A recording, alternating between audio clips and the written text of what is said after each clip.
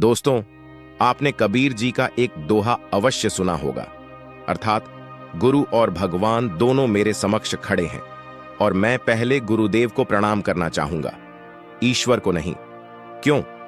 अंत में उन्होंने एक सूत्र दिया, जिन गोविंद दियो मिलाए, अर्थात जिन गुरु ने गोविंद से मिला दिया, ईश्वर से मिला दिया। ईश्वर तो सर्वत्र है ही, हमारे भीतर भी ईश्वर है, कण कण में ईश्वर है, आगे पीछे ऊपर नीचे तीनों लोकों में, समस्त ब्रह्मांड में कौन सा ऐसा स्थान है जहां पर ईश्वर नहीं है? लेकिन तब भी हम अपने आप को सदा अकेला क्यों पाते हैं? अगर ईश्वर सब जगह है तो जब भी हमें कष्ट, दुख, आपदा आती है तो क्यों ईश्वर साक्षात प्रकट होकर हमारी रक्षा नहीं करते हैं? सज्जनों, कबीर जी ने ऐसे ही गुरु को पहले प्रणाम करने का निर्णय नहीं लिया। इसके पीछे कारण है, ईश्वर भले कण कण में हो, लेकिन जब तक ईश्वर आपको मिलते नहीं तब एक ईश्वर का आपको लाभ नहीं है। इस बात को हम एक उदाहरण से समझते हैं। आप बहुत गरीब हैं और एक कमरे में रह रहे हैं, ना खाने को भोजन, पहनने को वस्त्र और बीमार है, इलाज के लिए पैसे नहीं है। और मान लीजिए उस कमरे में जहां पर आप जमीन पर चादर बिछाकर सोते हैं, उसी के नीचे जमीन में खजाना पड़ा हो। वह खजाना तो है, लेकिन अगर वह खजाना आपको मिला ही नहीं तो क्या उस दबे हुए खजाने का आपको लाभ है? आपकी गरीबी दूर होगी? जाहिर सी बात है, नहीं। लेकिन अचानक आपके पास कोई भद्र पुरुष आता है। वह व्यक्ति कहता है कि भाई थोड़ा सा हटना तो, और यहां से खुदाई करके जहां तुम बैठे हो ठीक उसी के नीचे खजाना है, आओ मैं साथ में लगकर उसे खुदवाता हूं, और देखते ही देखते तुम अपार धन के मालिक हो जाओगे। आप संदेह न करें और एक बार उनकी बात मानते हुए आप यहां से खुदाई करें और क्या पाते हैं? हीरे जवाहरात धन संपदा से भरपूर्ण एक सुंदर खजाना आपके हाथ लगता है। निश्चित ही आपकी गरीबी, आपकी दरिद्रता वह खजाना ही दूर करेगा, इसमें कोई संदेह नहीं। लेकिन जैसे ही एक तरफ खजान पड़ा है जो आपकी दरिद्रता को दूर करेगा और एक तरफ वह सज्जन पुरुष खड़ा है जिन्होंने वह खजाना आपको खनवाया, आपको प्राप्त करवाया, तो बताइए इस स्थिति में आप किसको प्रणाम करेंगे? उस खजाने को जो था तो आपके ही घर में, लेकिन कभी नहीं कहा कि लो मैं स्वयं जमीन से निकलकर तुम्हारे समक्ष, तुम्हारे झोली में आता हूं और कर लो अपनी दरिद्रता का नाश। और दूसरी तरफ वह सज्जन है जो ना कि आपके रिश्ते में है, ना पहचान में है, बस मिले और कहा कि लो यहां से खुदाई करते हैं और खजान लेते हैं। बस खुदाई की और आपको खजाना दिलवा दिया, तो आप किसको प्रणाम करेंगे? पहले निश्चित है, केवल प्रणाम ही नहीं, आप उन सज्जन पुरुष के चरणों में फुट फुट कर रोएंगे, बार बार नमन करेंगे, उनके चरण चूमेंगे कि हे आदरणीय, ये तो आप आए और मेरे समस्त कष्टों का निवारण कर डाला।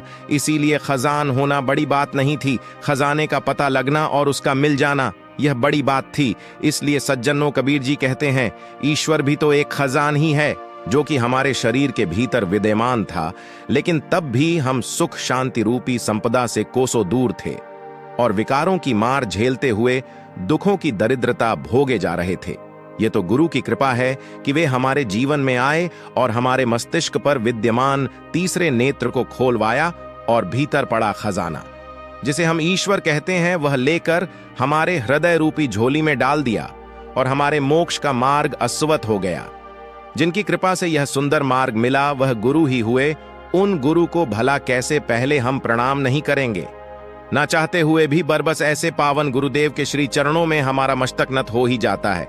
फिर एक और उदाहरण देखिए, आपको नदियां पार करनी है, पार तो आपको नौका ही लेकर जाएगी, और जिस वक्त आप नौका में बैठते हैं उस पार पहुंच जाते हैं तो निश्चित ही आप नौका में बैठकर पार हुए। लेकिन जैसे ही आप पैसा देने लगे तो क्या आपने नौका को पैसे दिया कि हे नौक, ये लो 20 रुपए और आपका बड़ा धन्यवाद? आप ऐसा नहीं कहते, आप मल्लाह को कहते हैं कि हे मल्लाह, आपका बहुत धन्यवाद और ये लीजिए उतरवाई और हमारी सेवा स्वीकार कीजिए। आपने नौका को पैसे नहीं दिए बल्कि मल्लाह को दिए।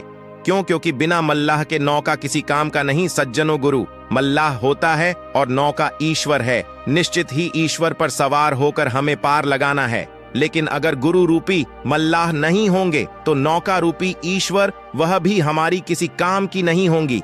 इसीलिए सज्जनों, स्वतः ही हमारे मन में मल्लाह के प्रति विज्ञता का भाव आ जाता है। एक और उदाहरण लेते हैं। हम बीमार हैं, स्वाभाविक है कि दवा ही हमको ठीक करेगी, आप हॉस्पिटल जाते हैं तो क्या वहां पर पड़ी हुई अनेकों दवाइयों में कोई भी दवाई उठाकर खा लेते हैं? जी नहीं। ठीक तो आपको दवा ही करना है, लेकिन उसके पहले आप किसके पास जाते हैं? आप डॉक्टर के पास जाते हैं और डॉक्टर से कहते हैं कि डॉक्टर साहब हमें ठीक कर दीजिए। निश्चित ही ठीक तो दवा ही करेगी। लेकिन आप कहते हैं कि डॉक्टर साहब आप ठीक कर दीजिए और डॉक्टर आपको दवा देते हैं, आप ठीक होते हैं और जैसे ही आप ठीक हुए आप धन्यवाद किसका करते हैं? डॉक्टर की, ना कि दवाई की। अर्थात दवा तो है और ठीक भी दवा ही करेगी, लेकिन बिना डॉक्टर के वह दवा आपके लिए मिट्टी के समान है। और बिना डॉक्टर के अगर आपने सीधे दवा लेना आरंभ कर दिया तो हो सकता है कि आप अधिक बीमार PDDDH ही जाए। ईश्वर भी दवा है जो कि हमारी 84 लाख युवनियों की बीमारी का इलाज है, लेकिन क्योंकि गुरु वैद्य है उनके बिना अगर आप कहेंगे कि ईश्वर रूपी दवा आपको लाभ कर जाएगी तो यह भ्रम है। इसीलिए ग्रंथों में कहा, मेरा वैद गुरु गोविंदा, हर हर नाम औखद मुख देवे काटे जम की फंदा। अर्थात मेरा वैद गुरु है और हरि के नाम की औषधि मुझको देता है और कांटे जम की फंदा, यम दूतों की फंदों को काट देता है, बीमारी दूर कर देता है। इसीलिए सज्जनों गुरु खजान दिलवाने वाले वे सज्जन पुरुष हैं, नदियां पार करवाने वाले मल्लाह है और बीमारी ठीक करने वाले वैद है। जैसे बाहर मल्लाह या वैद को स्वतः ही आप प्रतिज्ञता के भाव से समर्पित हो जाते हैं, ठीक वैसे ही एक भक्त एक शिष्य गुरु को नमन करता है, समर्पित होता है कि हे गुरुदेव, अगर आप ना होते तो ईश्वर भले ही मेरे चारों तरफ था, लेकिन तब भी हम ईश्वर से सदा दूर ही रहते।